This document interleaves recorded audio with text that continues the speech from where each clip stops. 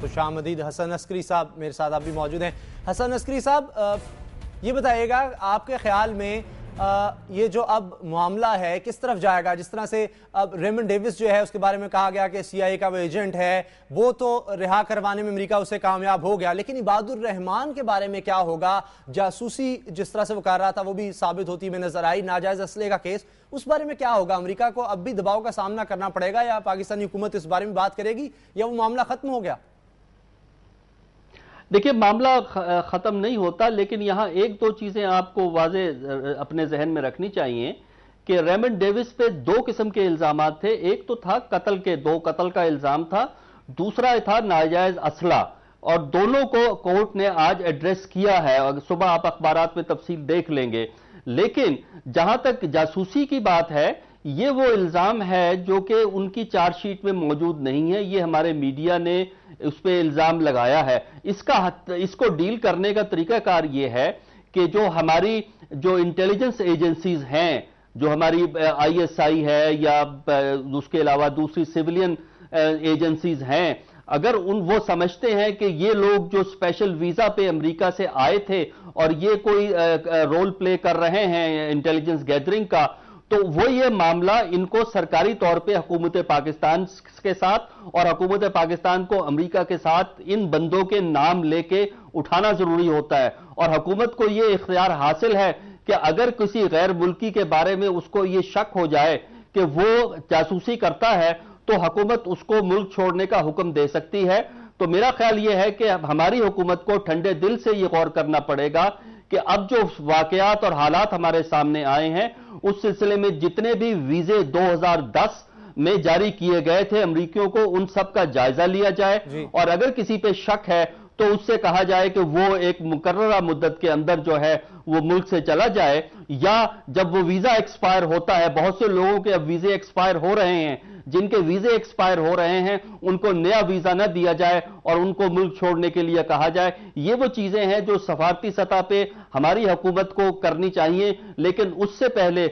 हमारी अपनी हुकूमत, जिसमें फॉरेन ऑफिस है, हमारी आर्मी है, इंटेलिजेंस एजेंसीज हैं जो सिक्योरिटी का लुक आफ्टर करती हैं, ये बैठ के फैसला करें कि गैर मुल्की प्रेजेंस को हम किस तरह मैनेज करेंगे। ये हमारा अंदरूनी मसला है और हमें अपनी जरूरत के मुताबिक इस सारे मामले को रिव्यू करना चाहिए। ठीक है हसन अस्करी साहब, दियत की रकम देकर रिहाई मुमकिन हो सकी है, कहा जा रहा है रेमंड डेविस की। इसी बारे में जो दियत का कानून है, इस्लामी कानून है, इस बारे में बात करने के लिए मेरे साथ हैं मुफ्ती मुनीबुर रहमान, आलिम दीन, मजहबी स्कॉलर हैं। मुफ्ती मुनीबुर रहमान साहब, हसन अस्करी साहब से तो बात हो रही थी, लेकिन जो इसका शरई एक पहलू है दियत का, उस बारे में जानना चाहूंगा कि 18 लोग पेश हुए, चलो उन्होंने रकम वसूल कर ली, 21 करोड़ रुपया कहा जा रहा है कि इस्लामी कानून है और कोई दबाव नहीं डाल सकती हुकूमत या रियासत इसमें। लेकिन दो सवाल बड़े अहम हैं। एक तो ये जो फ़हीम की बेवा है, उसका मरने से पहले यह बयान है कि वो नहीं चाहती कि कोई रकम वसूल की जाए, वो बदला लेना चाहती है। उस बयान की भी कोई अहमियत है या नहीं? या अगर दूसरी तरफ रियासत को यह लगे कि फसाद इस तरह से बर्पा हो सकता है तो वो भी इस बारे में कुछ कर सकती है, या सारा इख्तियार वुरसा को है जो जिंदा हैं? बिस्मिल्लाहिर्रहमानिर्रहीम। सबसे पहले तो मैं ये कहना चाहूँगा कि अगर वो जासूस है और किसी का जासूस होना तय करना ये मुताल्लिका इदारों और हुकूमत का काम है, तो फिर हुकूमत की जिम्मेदारी है कि वो रियासत, ममलकत, मुल्क और कौम के मफाद की हिफाजत करे। पार्लियामेंट की जिम्मेदारी है कि वो इसकी हिफाजत करे, और अगर कोई मुल्क दुश्मन है तो उसके जुर्म की नौइयत के मुताबिक रियासत उसे कम से कम या ज़्यादा से ज़्यादा सज़ा दे सकती है, जो सज़ाए मौत या उम्र कैद भी हो सकती है। जहाँ तक कत्ल का मामला है तो जज्बाती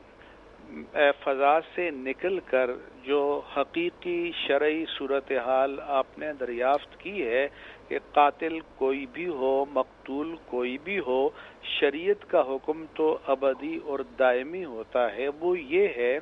कि अगर अदालत इस्टेब्लिश कर ले, क्योंकि ये इस्टेब्लिश करना अदालत का काम है कि आया ये कत्ल अमद है या कत्ल ख़ता है। اگر قتل خطا ہو تو اس کی پر قصاص نہیں ہے، اس کی دیت شریعت نے مقرر کر رکھی ہے، لیکن اگر عدالت یہ طے کر لے کہ یہ قتل عمد تھا، انٹینشنل مرڈر تھا، تو پھر اس کے بارے میں فیصلہ کرنے کی پاورز ڈیلیگیٹ ہوتی ہیں مقتول یا مقتولین کے ورثاء کی طرف۔ ان کے پاس 3 آپشن ہوتے ہیں۔ پہلا یہ کہ وہ قصاص کا مطالبہ کریں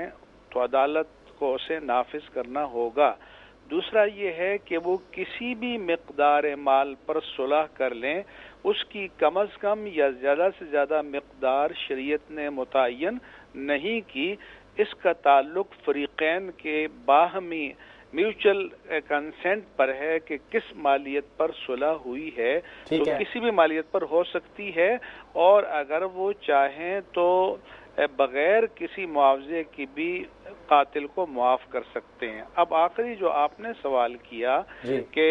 ایک شخص مقتول کی بیوہ نے جس نے خودکشی کی، اس نے یہ کہا تھا کہ ہم قصاص چاہتے ہیں، تو اس کے بارے میں شریعت کا حکم یہ ہے کہ اگر ایک مقتول کے ورثاء کئی ہوں اور ان میں سے ایک قصاص کا مطالبہ کرے یا 2 قصاص کا مطالبہ کریں اور باقی نہ کریں، تو پھر قصاص کا حکم، باقی دیت پر راضی ہوں تو پھر قصاص کا حکم ساقط ہو جائے گا اور دیت پر معاملہ طے ہوگا، اس لیے کہ نفس یا جان ایک ہے، وہ ایک یونٹ ہے، ایک وحدت ہے، اس کی آپ تجزی یا اجزا نہیں کر سکتے کہ اتنا حصہ اس کا قصاص ہو جائے گا اور باقی کی دیت ہو جائے گی۔ اس لیے قصاص کی بجائے اب دیت پر معاملہ طے ہوگا، یہ شریعت کا حکم ہے۔ ورثاء جو دیت پر راضی ہوئے ہیں، کسی جبر کے تحت ہوئے یا باہمی رضامندی سے، یہ طے کرنا بھی عدالت کا کام ہے۔ لیکن یہاں جو چیز میڈیا رپورٹ کر رہا ہے، ایک تو یہ میڈیا کو ڈیسیو کر دیا گیا جو بہت واچفل، جو بہت الرٹ ہے، لیکن ان کے کیمرے لوٹوں کی دکانوں پر فٹ تھے، سرزا حامد سعید صاحب پر یا ایسی چیزوں پر تھے، تو ایک بستے رستے ماحول میں 18 آدمیوں کے ساتھ معاملات بھی طے ہو گئے، ان کو عدالت میں بھی لے جایا گیا، ان کے گواہوں کو بھی، کیونکہ عدالت میں آئیڈینٹیفیکیشن بھی ایک قانونی ریکوائرمنٹ ہے، یہ سب مراحل طے ہو گئے۔ اب جب چڑیا ہاتھ سے اڑ گئی تو اب میڈیا کو ساری چیزیں معلوم ہوئی، اب ہم آپ اور بیٹھ کر اس چیز کو، ٹھیک ہے، یعنی اس کا مطلب ہے پہلے سے کچھ چیزیں طے ہو گئی تھی، اس لیے میڈیا کو دور رکھا گیا۔ مفتی منیب الرحمان صاحب، بڑے اچھے طریقے سے آپ نے ساری بات سمجھائی، بہت بہت شکریہ آپ کا۔ حسن عسکری صاحب، یہ تو ایک شرعی پہلو جو ہے وہ تو ہمارے سامنے جو ہے نا واضح ہو کر دیا مفتی منیب الرحمان صاحب نے، لیکن جس طرح میں پہلے ایک بات کی تھی کہ جان کیری جب آئے تھے، وہ دورہ مجھے یاد آتا ہے، ڈپلومیٹک امیونٹی کی، سفارتی استثناء کی بات کرتے رہے، جب دال نہیں گلی کہ عدالت ہی فیصلہ کرے گی، تو پھر جاتے جاتے وہ یہ کہہ گئے کہ ایسا حل نکالنے کی کوشش کریں گے کہ جو سب کو قابل قبول ہو۔ تو کیا اسی وقت اس بارے میں کوششیں شروع ہو گئی تھیں؟ یہ میرا آپ سے سوال ہوگا، لیکن اس بریک کے بعد۔